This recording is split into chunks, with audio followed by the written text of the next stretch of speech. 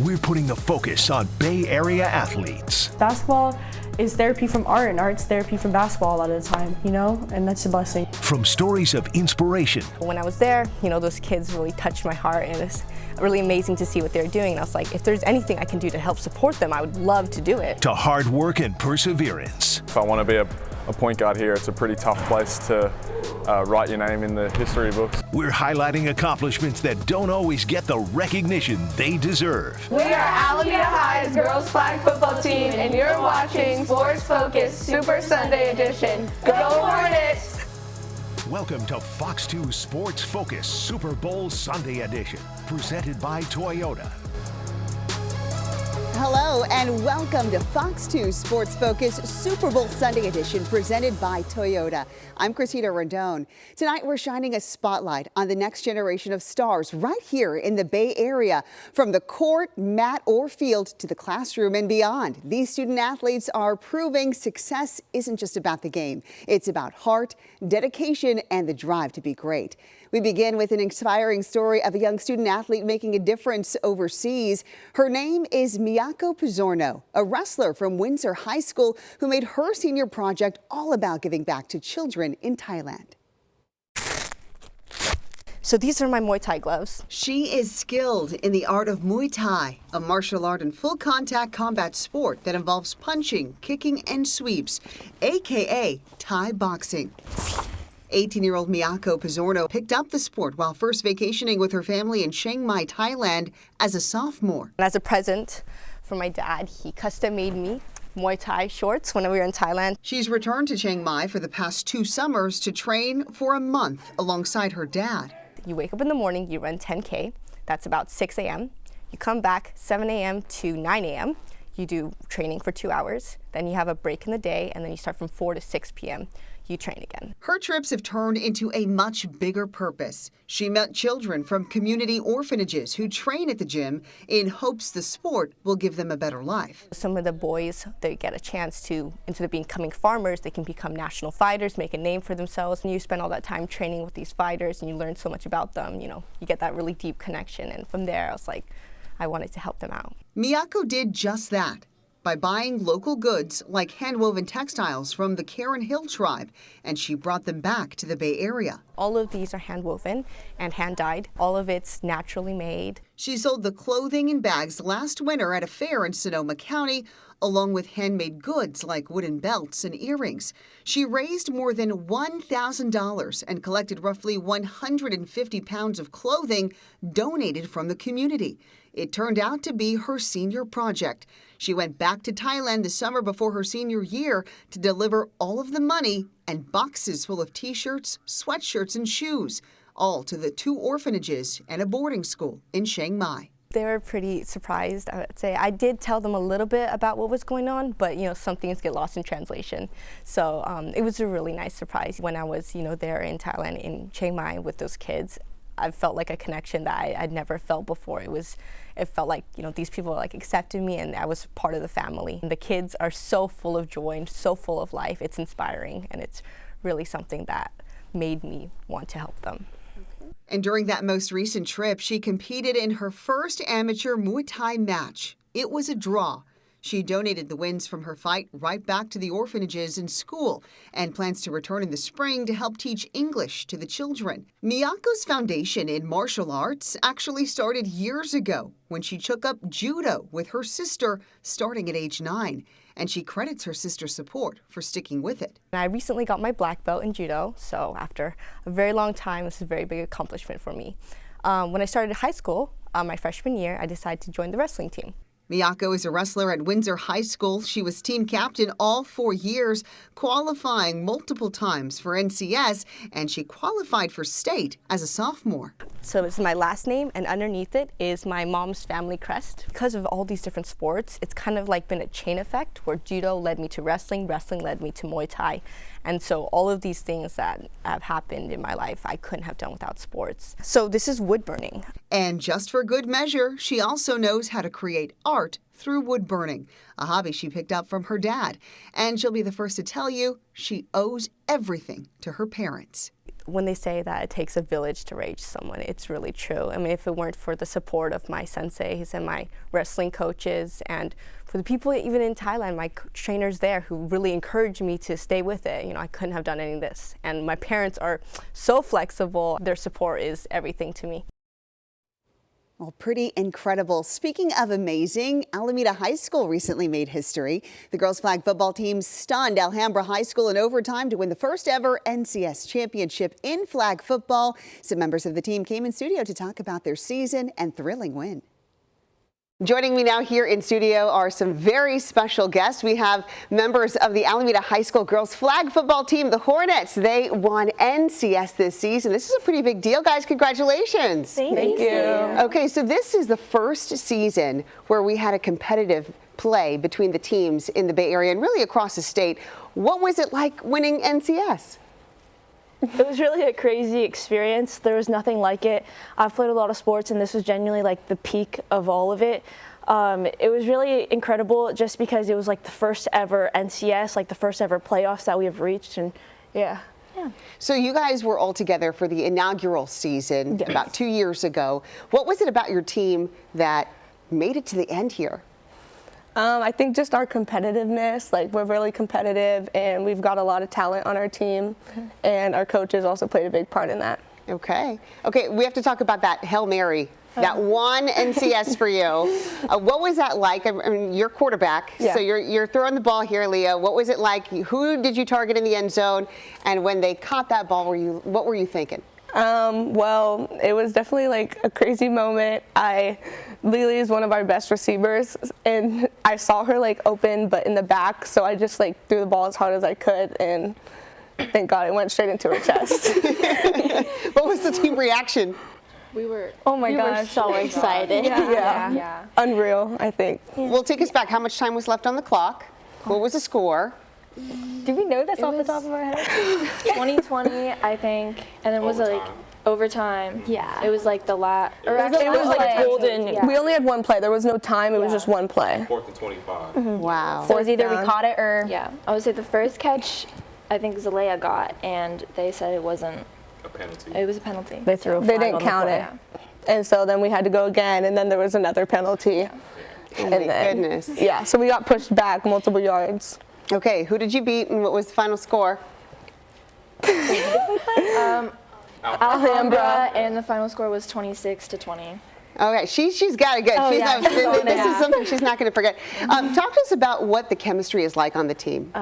I think individually we're all very chaotic people, and together it just feels like a family almost. And every time we're together playing practices or at a game, it almost feels like a family reunion. We click so easily. We hang out outside of practices. We get lunches together. We're genuinely really good friends outside of the sport, and I think that contributed a lot towards our record for the rest of the year. Yeah, and that definitely helped. Like, we had such good team chemistry. Like, even at our lows, what worked really well is that we all like brought it together and kind of like built we knew ourselves each other. outside of that. Yeah. I'm sure it helped having that first inaugural year together to play together, Yes. and then now. Are most of you seniors here? I am, Kelly is, she is, and Elsa is. And so what was it like to be able to play this sport? Because for so many girls, they're now trying out this new sport. What do you say it's done for you or for your confidence? Does anybody want to chime in? It was awesome, I feel like, to be a pioneer for the sport in a way. And it was really crazy to see like these freshmen coming in and being like, I want to play flag football, and to know that we were the ones who kind of inspired all that and started all that is really awesome. I would say we had a really successful first year. We won the WAC championship, and I think that really inspired so many people to want to join, because this year we ended up with a JV team as well. Yeah, I think we like tripled our numbers, which was really impressive. And it was also really great to kind of like just kind of be the start of flag football, especially it was like, oh, like football is such like a guy sport, and it was a really good way to like kind of women empowerment in the sport. Yeah. Okay, so then the coach was saying over here off to the side that you kind of felt like sometimes a little bad news bears, but it all would work out in your favor. I mean, what was that chemistry? What would make you guys kind of pull through and pull out these wins? I think it really goes back to the fact that we're just all so close. We've played other sports together, and what really brought this team together in the first place was just like the fact that we were we're just all really close and we're there for each other. So did you guys know at the beginning of the year, okay, we got something here? Or did you even envision NCS? Was that on your goal list? Honestly, we had a really rocky start at the beginning of the season, and nothing was promised for us. But then we kind of had this whole group conversation at some point at the beginning of the year. We're like, all right, what's our goals? Where do we want to go with this? But I don't think any of us really imagined getting to where we are right now. And I remember we beat Cal High. It was game one of our season, but they were top, like 22 win streak. Yeah, so they were top, and beating them, I remember our coach gave us a talk after and like said that we could be the championship team if we like play like that. So I did envision us going far. I definitely like thought like we could go and get there and win NCS. After that game, that was like a really good game. And what does it mean for the future of girls flag football in Alameda? I think we really set the standard for the rest of the year, so we'll see once we leave what happens. Yeah. I definitely blew up as a sport at our school, especially. People, like, I feel like people have come up to us a lot and be like, oh, isn't your team really, really good? Yeah.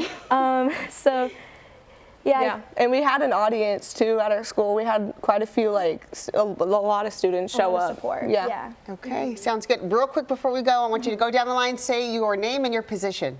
My name's Kelly Wu. I'm linebacker and receiver. My name is Pamela Smith, and I'm a wide receiver and safety. My name is Aaliyah Soderlin. I'm QB1 and linebacker. My name is Amory Canes, and I play cornerback. My name's Elsa Chin. I am a running back and safety. My name is Lily Robinson. I'm a wide receiver and safety. All right, and that is just some of the entire team. Congratulations, ladies, on winning the NCS for the Bay Area. This is historic, and I really do wish you guys success in whatever you do in the future. Thanks so much for joining us. Thank you. Thank you. Now, as for the boys teams, the Bay Area saw 3 schools reach the top. Hayward's Moreau Catholic High School football team won its first ever state championship. This is video from the celebration after the team won state in Southern California in December. The Mariners beat the Lindsay Cardinals, a team outside of Fresno, by a score of 42-8. Moreau Catholic season was off to a slow start, but the players just kept going. We started off the season 1-3, and they just continued to tell us to stick with it and keep playing, and we did. We kind of have a motto of we win or we learn, and they learned from their mistakes, which was the most impressive thing about this team. The longer we played, the better we played, and the smarter we got as a football team. Before winning the Division VII AA state title, Moreau Catholic's football team won its first ever NorCal regional title. The other teams to take home top honors, San Francisco's Balboa High School won the Division VIIA state championship, beating Pioneer Whittier by a score of 55-27. And St. Vincent de Paul of Petaluma defending its state football title in Division IV AA, beating Highland by a score of 25-23. It's the first time a school in Sonoma County has ever won 2 titles. Pretty cool. It was in back-to-back seasons. I feel like it's a really good chance for the community to come together because we have all been through it. Coming up, how a soccer team in the North Bay is helping those impacted by the Southern California wildfires. Our Super Bowl Sunday edition of Sports Focus will be right back. But first, here's another look at a Bay Area athlete. Hello, my name is Brandon Pettigrew. I play for the 8th grade CYO basketball team for St. Michael's.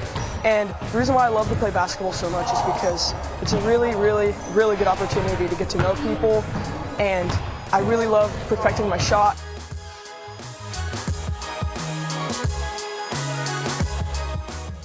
I'm Greg Parati. I play for St. Michael's here in CYO. I'd like to give a shout out to the people down in LA with the fires. We got your back and hopefully y'all are all right. Hi, this is Ryan, CYO basketball, St. Michael's, 8th grade. To all the victims down in Los Angeles and Southern California who are suffering from the fires, best wishes and God bless. So many people are showing support for people in Los Angeles after those devastating wildfires, and we're learning how the power of sports is helping communities heal.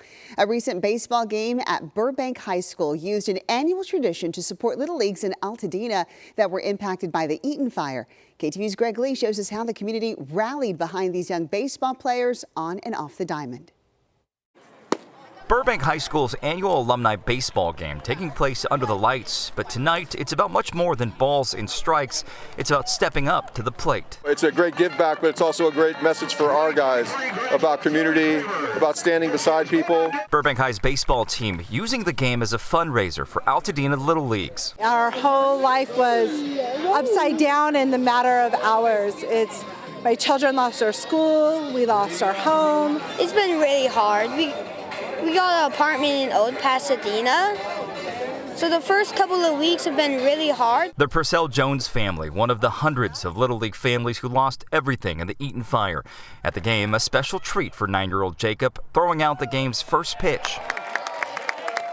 I love baseball, and this was really fun for them to invite me. Philip Polarana also lost his home. The president of the Central Altadena Little League knew he needed to get these kids back on the diamond. It's an outlet, it's a safe haven. Flames burned right up to the league's field at Farnsworth Park, destroying equipment sheds. At the game, companies and community members donated baseball pants, gloves, and other gear so the kids can play on. Knowing they're in the same uniform that they were last week and we're getting our medals replaced, all of that is so important to them, which is the world to us. All smiles from the Altadena kids, and though their parents know it's a long road ahead, they were grateful to enjoy a moment that's much bigger than baseball. Regardless of the 2 days that have just changed our lives forever, it's always been about giving back to our kids, making sure that they learn the game of life through the game of baseball. We stand next to them, we stand beside them, and we stand behind them. They are focused on moving forward with their season. They will play in practice in Pasadena. Opening day set for March 1st. Reporting in Burbank, Greg Lee, KTVU, Fox 2 News. Now, before Greg went down to LA to cover the wildfires, he filed this report on some high school students in Napa who marked MLK Day with a community drive to help people in Southern California. It was all thought up by the girls' soccer team at Justin Siena High School. Inside Justin Siena High School in Napa, a flurry of activity on a day students typically take off. At this table, student volunteers put together care packages filled with granola bars, books, and blankets. I feel like it's a really good chance for the community to come together because we have all been through it. Junior soccer player Isabella Fernandez is talking about the empathy she feels for the thousands of people impacted by the firestorm in Los Angeles County. Like many in the Bay Area, she has personal ties to the region. She plays for the club team, SoCal Blues. I know a lot of the places I've played at got affected by the fires, so I feel like it's really devastating knowing that we had the same problem here in Napa. So I just really wanted to help out the community in SoCal. After checking on the safety of her teammates, she knew she wanted to do more. She began to collect donations and asked school administrators if they could expand. Our community in Napa is amazing. They come together when there is need, and today represents that. And I love that on MLK Day we get to be united in service. On Martin Luther King Jr. Day, the school hosted their annual day of service where nonprofits all over Napa gathered to give, including to those affected by the fires. Sophomore Julia Boldrini also wanted to focus her efforts on fire victims for deeply personal reasons. I lost my house when I was 8, and I remember going to a meeting, and this guy gave me a gift card, right, and a card that said, "You'll get through this, you'll be fine," and I'm now paying it forward. Her family's home, destroyed by the 2017 wine country fires. And though she was so young, she vividly remembers the kindness of strangers and the comfort of a book and a blanket. Blankets, again, were a really good comfort item, especially for little kids. Having a blanket to cuddle with or something, it'll always help. Both of these amazing teens floored by the level of support from a community that knows exactly what Southern California is going through and is united by their shared humanity. So many parents from different schools came up. They're like, when can I donate this? What can I bring? How can I help? The community is just amazing, especially here where we got also affected and we all share experiences. For Sports Focus, I'm Greg Lee. You never know who else is out there. Anybody could just randomly pop up. So you just always have to, you just gotta be consistent. Up next, an update on a star weightlifter from Oakland, the honor he received from California's Pacific Weightlifting Association. But first, we put the focus on another Bay Area athlete. My name is Reb Bystrom, and to all the fire victims in SoCal, we're really hoping things get better, and we're fighting for you. Hi, my name is Alberto Rodriguez Castro, and I play for Bay Area Technology School. The reason why I love basketball is because I get the adrenaline feeling of being able to just dribble down the court, being able to have good communication with my teammates. Welcome back. Robert Whitlock earned a big honor in the sport of weightlifting. This is an Oakland teenager we have been following for quite some time now, and his milestones are impressive. He and his coach recently joined us in studio to talk about the success of his last year and the progress he is already making in 2025. Robert went undefeated in 5 competitions in 2024, earning lots of gold medals, and he was such a standout. He earned the title of Youth Male Lifter of the Year in California by the Pacific Weightlifting Association. I was just so excited and happy. I was so energetic.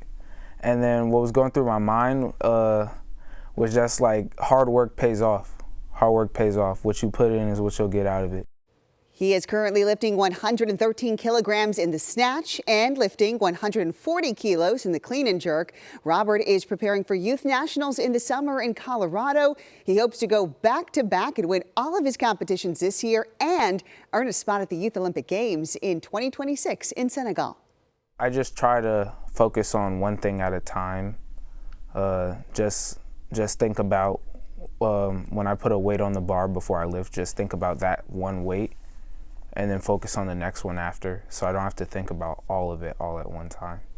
The 15-year-old sophomore at Oakland Tech trains 4 days a week at Speed Power Strength in Oakland under coach Mike Jenkins.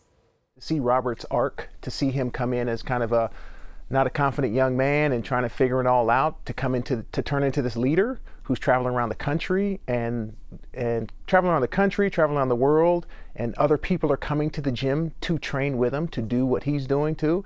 It's just amazing. I love seeing the hero's arc that he's on, the hero's journey he's on. I'm honestly looking to find the strongest kids in Oakland, boys and girls, and I really want to bring the narrative to Oakland that we have strength here. I think all our teams are gone, but we still are the strongest city, and so I'm looking for the strongest kids and strongest families to support straight up. That's what we're focused on. Great program they have there. All right, we also have another update, this one on Livermore High School's baseball team. The Cowboys had an historic season last year, winning the school's first state title, but they've gone from the hunters to the hunted. Our Bailey O'Carroll caught up with the coach of the year, Corrigan Willis, to talk about their journey to try to repeat as champs. You come off a season as successful as last year. How do you, especially with high school kids, how do you kind of deal with the expectations that follow that? Yeah, you have to remind the group this year that this is a new year and that we have work to do to fill the expectations that are upon us. We got to understand that everybody's going to be gunning for us, and we need to come and show up ready to play every day and make sure that we do the work ahead of time. How have you been able to be so consistently successful when you are getting new kids every so often? It's hard to kind of build a program like the one that you've been able to build. It's a simple question, but I'm sure a more complex answer. But how do you do that? Well, I wish I knew the exact answer. I mean, first, Livermore is really a great baseball community. So the kids we got coming in are talented and they want to be here and they love the game in general. So that's number one. I've had a strong coaching staff, a good group of friends that have been consistent over the years. And so that really helps. So the expectations are set, and I got good people around me. I just want to make sure that we're doing things the right way and hopefully producing quality individuals through the game of baseball. We have the opportunity to provide discipline, accountability, show, they have the opportunity to be a good teammate and support each other and learn how to deal with failure for sure in the game of baseball is a big life lesson that they learn. So all those things are really important for us. What is the expectation this year? Is it, living up to exactly kind of what you guys did last year? Well, the end goal, I'm sure the kids have an end goal in mind and we have an end goal in mind, but it's to repeat. But that's not the focus. The focus has got to be, the expectation for me is to make sure that we're focusing on the process and doing everything right.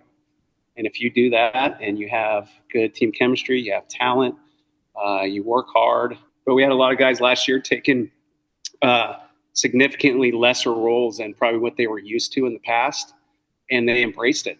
So that's huge in a team sport, having guys that are able to put their ego aside and for the betterment of the team. And we definitely had that last year, and the example set by a lot of the seniors in that area, I hope rubs off on this team this year. Are you guys excited? The Golden State Warriors getting kids pumped in Walnut Creek. The special basketball camp to help players develop their skills. Next. My name is Malachi Little. I play for Elite Public Schools, and I'm out from Vallejo, California. And I love playing basketball because I like to inspire kids younger than me to chase their dreams and stay out the streets. And you can do whatever you put your mind to. Welcome back to Fox 2 Sports Focus Super Bowl Sunday edition. The Golden State Warriors treated some kids from the East Bay to a unique basketball camp this day dedicated to exposing them to sports as well as careers in science and tech. And they were in for a few big surprises. KTVU's Betty Yu has a story.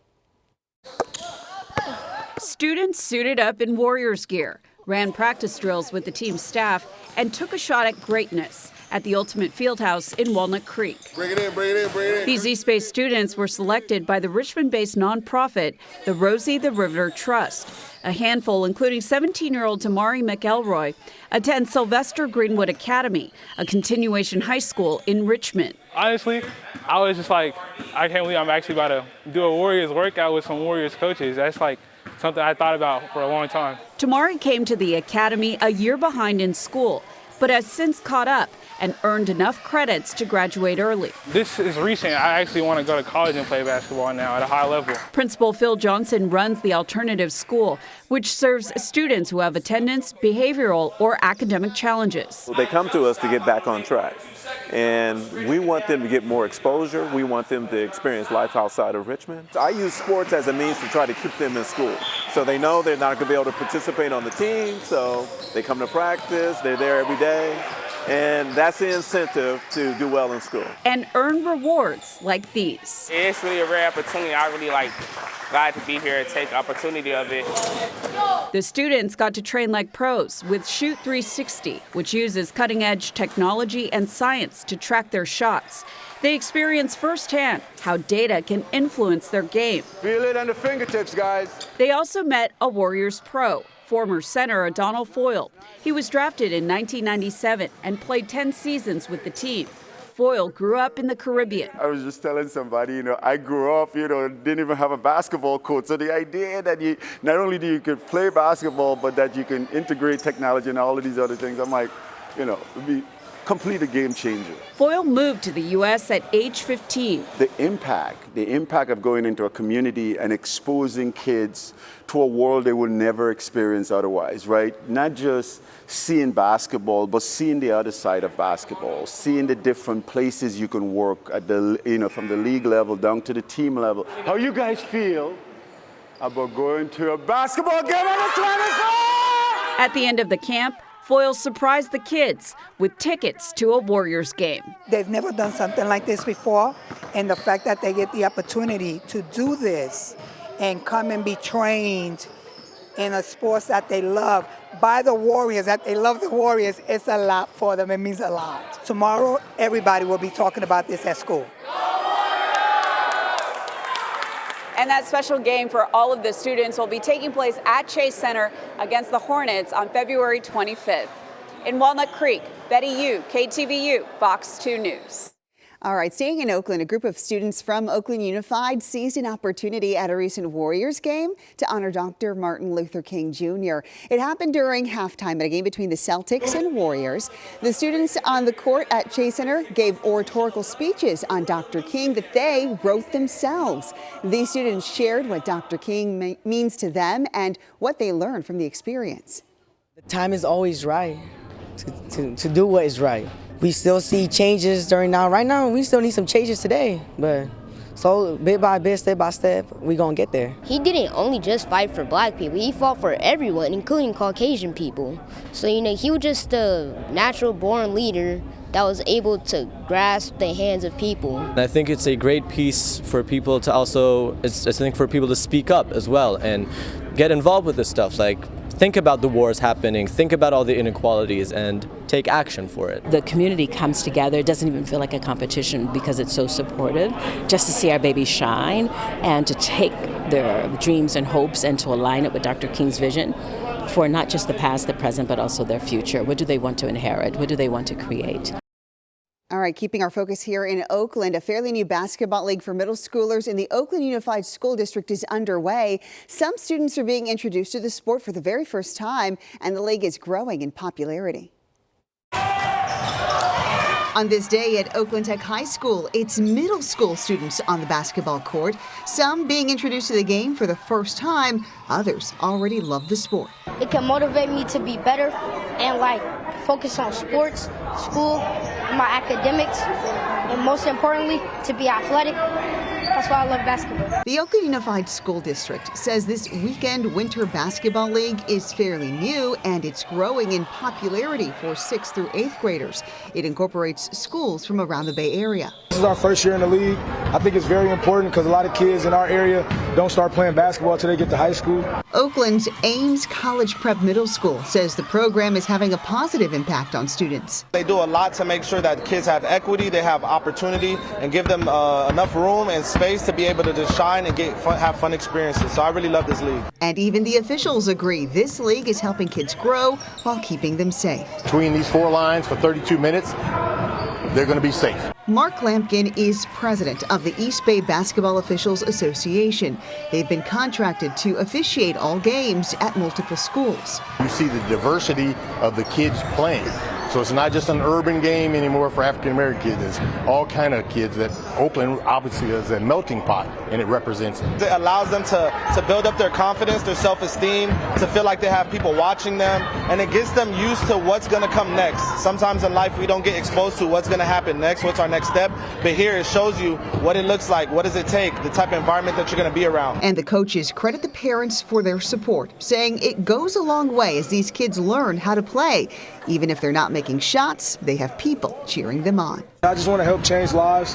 A lot of kids in our area don't have other outlets to do other things, so I would like for basketball to be one of the outlets to keep them off the streets and keep their grades up. I want to be a leader and show little kids what to do right and not be in the streets like everybody else and make it to a D1 level. All right, now to a heartwarming story showcasing the generosity of you, our viewers, whose donations help fund a trip for 3 teams to the Youth Football National Championships in Florida. KTVU's Bailey O'Carroll caught up with one of the coaches of the Oakland Dynamites program to talk about the community's help that gave them a once-in-a-lifetime experience. What was it like, and what do you say to the community who kind of made that happen? First off, we want to thank the community.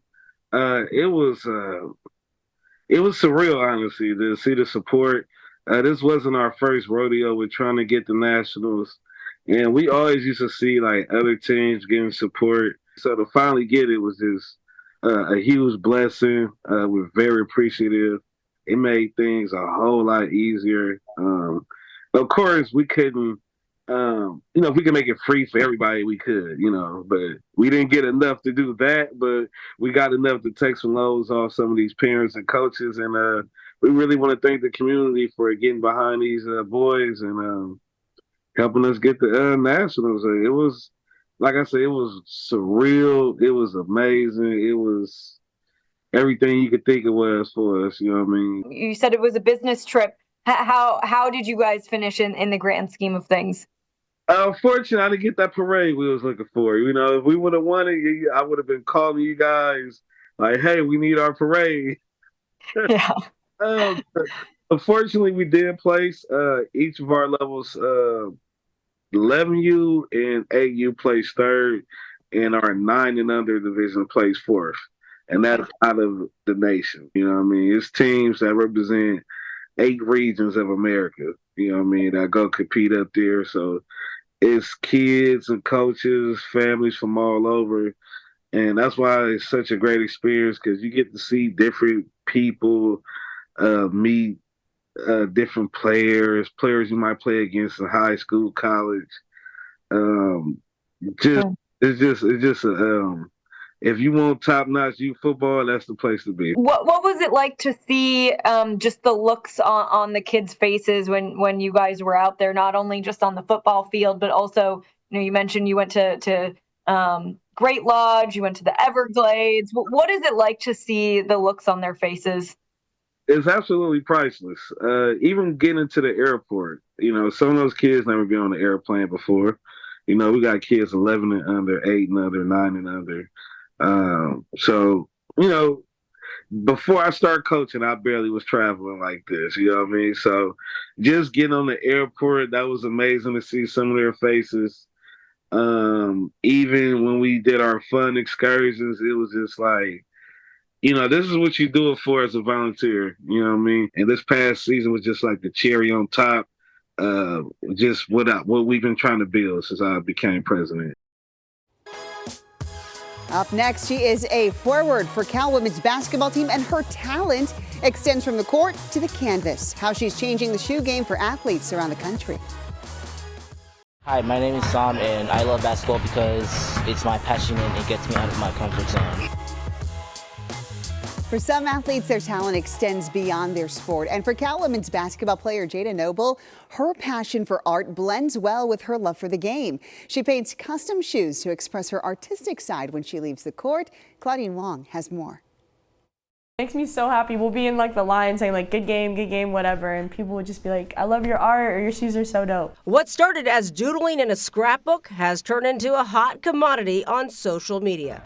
When Cal forward Jada Noble isn't running defensive drills or making jump shots, you can catch her in her apartment adding some drip to people's kicks. I hope I've just changed the shoe game. I hope I've just brought a little bit more creativity and more personality to it. People got all the drip, they got the knee pads, whatever it is to make you feel good. You might as well have some shoes. You look down mid-game and you're like, that's me. Even Cal's women's head coach, Sharman Smith, is following the wave. Noble's shoe designs aren't the only thing trending. An investment of $3,000 into painting tools turned into $56,000 over the years. Next thing you know, she caught the eye of an R&B and rap artist. I did a painting and I brought it to his concert and he took it in Bryson Tiller, and that was 2 summers ago. And I think that was the start of I can really get this to people. Her clientele has expanded since that moment. She's had the chance to create art for Atlanta Falcons quarterback Michael Penix and some of the top women's basketball stars in the nation. I got some shoes going for Paige Beckers right now, Talia Von Oelhoffen at SC, another one, Haley Van Lith at TCU, Charlize Ledger-Walker at UCLA, Pow Pow at South Carolina. USC's Talia Von Oelhoffen is actually a childhood friend and a former teammate. Von Oelhoffen made sure to represent Noble's unique Devin Booker shoes over the holidays. No one had really seen a customized book shoe, so that was cool too. That was one of the first ones I've ever seen. But yeah, no, they were super cool, and obviously telling everyone, my best friend did it is so cool. And then to see just all the love it got, Devin Booker reposted it. So very deserving. In the near future, Noble is expected to surprise a pair of Golden State Warriors who have interest in her work. I'm doing shoes for Kuminga and Waters, and I have a good idea for what I'm going to do for both of them, but I plan to just bring them to a practice or pregame something and just give them to them in front of the team. I think that'd be dope. Even though Noble is balancing being a Division I Power 5 athlete and an artist off the court, she somehow finds a way to balance both lifestyles.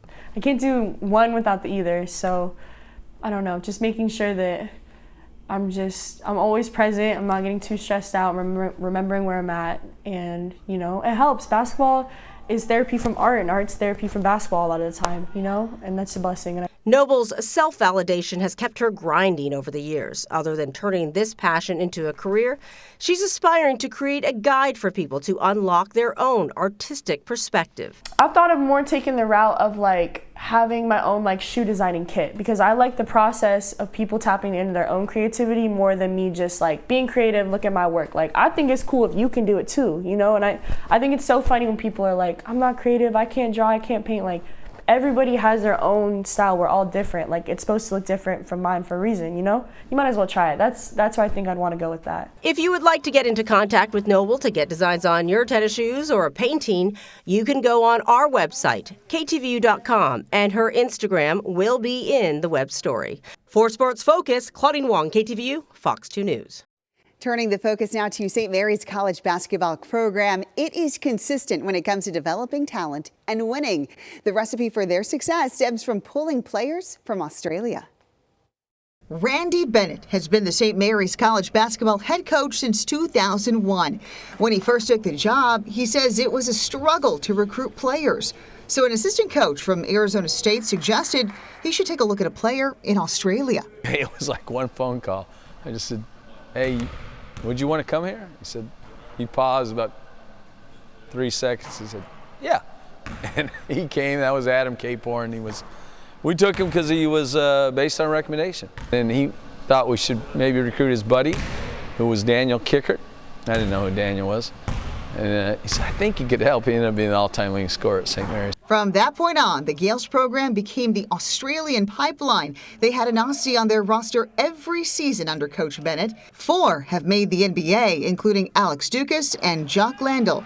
And these 2 became NBA champions. This man can shoot. Oh, Patty Mills does it again. Dellavedova, the basketball is on the floor. Don't act like you got a tuxedo on. You want a ring? Go get the rock. People didn't like Delly as much around here. Patty Mills and Matthew Dellavedova became inspirations for future Gales. Patty and Delly, they've both been my whole family's favourite players all throughout. When Spurs won their championship, when the Cavs won their championship, have like photos with both of them when I'm really young. Joshua Dent is a true freshman and the 25th Australian player to suit up for St. Mary's. He's mindful of the rich tradition he has to uphold to be a point guard in this system. Just consistency, taking care of the ball. If I want to be a point guard here, it's a pretty tough place to write your name in the history books along with the other greats. So definitely consistently look after the ball and win. It's the main thing, make sure we get some winning teams.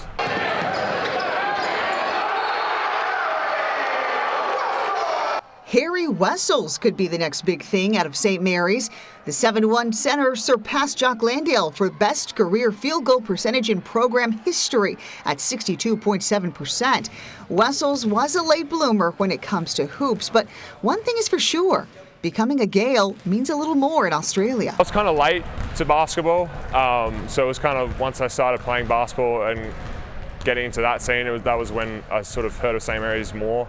Like here, it's more like you think of college basketball, you think of like Duke, Kentucky, and all those blue bloods and stuff. Like in Australia, St. Mary's is in that conversation of those top schools that come to mind when you think about college basketball. And the Australian players on the roster say there are similarities with the town of Moraga and their hometown, so the transition has been smooth. But Rory Hawk has been battling injury since he joined the program back in 2022. He remains optimistic that he'll achieve his goal of becoming a professional basketball player. This place has a great track record of pros, whether it be NBA or NBL. The coaches get you right, like they get you right mentally, they get you right on the court. Being out, I've learned a lot, just a lot of X's and O's. You got to find a way to help your team win as well. So once I get right physically, I know the rest will come. It's just a matter of time.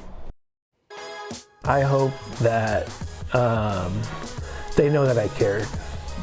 Up next, the story of a coach diagnosed with a terminal illness, his positive outlook on life, and the community rallying behind him. Our final story is about a coach named Sandor Verstreppen. He is a beloved middle school football coach and teacher in Union City battling terminal brain cancer. Bailey O'Carroll has the story. What do you do when you're diagnosed with terminal brain cancer and given less than 2 years to live? Sandor Versteppen's answer is remarkably simple. I'm going to just live each day, enjoy it, do the best I can. Versteppen's life changed forever on September 30th. It was devastating. I mean, how do you wrap your head around a diagnosis like that? And what's that going to mean? When the doctor came in and pretty much announced it very bluntly that he had multiple brain tumors. He was diagnosed with class 4 glioblastoma and given between 4 and 14 months to live. It was his wife Jennifer who noticed something was off. As football season was starting, normally I don't see him. He is planning, he is prepping, he is putting together, practices, and that weekend before the diagnosis should have been him doing all of those things, and he did nothing. Like, he sat there and did nothing, and I went, something's wrong. I think we won the championship like 3 times. Verstappen, who grew up in the Bay Area and played football at James Logan High School, went on to play at Chabot College and then Sonoma State before finding his real passion, coaching. And for me, I hope that they know that I cared. Yeah. Do you think they did? I would say so, yeah. This team was really good too. Over the last 28 years, Verstappen has coached and taught thousands of students and athletes. This football season was different.